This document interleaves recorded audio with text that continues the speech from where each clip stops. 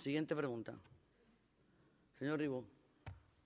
Sí, senyora Barberà, en el ple de l'Ajuntament de 25 d'abril de 2013 i amb els únics vots dels regidors del Partit Popular es va aprovar una resolució de reprovació de l'assessor de Compromís, Josep Greci, per conducta inapropiada recordant-li les obligacions de tot empleat públic. El senyor Greci va presentar un recurs per a la protecció de drets fonamentals i la sala número 7 del jutjat del contenciós administratiu ha estimat el recurs anul·lant la resolució per vulnerar el dret d'expressió reconegut en l'article 20 de la Constitució i condemnant a costes a l'Ajuntament.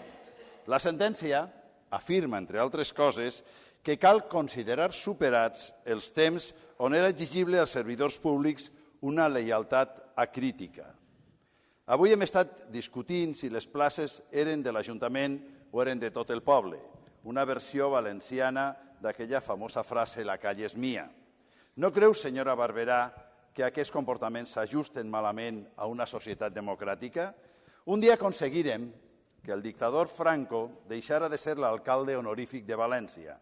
Aconseguirem que la seva influència desapareguera de la forma de governar aquesta ciutat.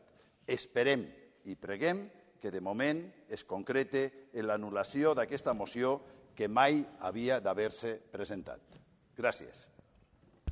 Señor Ribó, una, se va a recurrir. Dos, estuvo mal notificado porque fue un acto político que no tiene derecho a recurso. Tienen derecho a recurso los actos administrativos y no los actos políticos. Por lo tanto, se va a recurrir y muy seriamente. Fíjese si lo he dicho poquito y claro. Molt bé, molt bé. No hay más temas. Molt bé, molt bé. Señor Grau, ¿quería decir algo?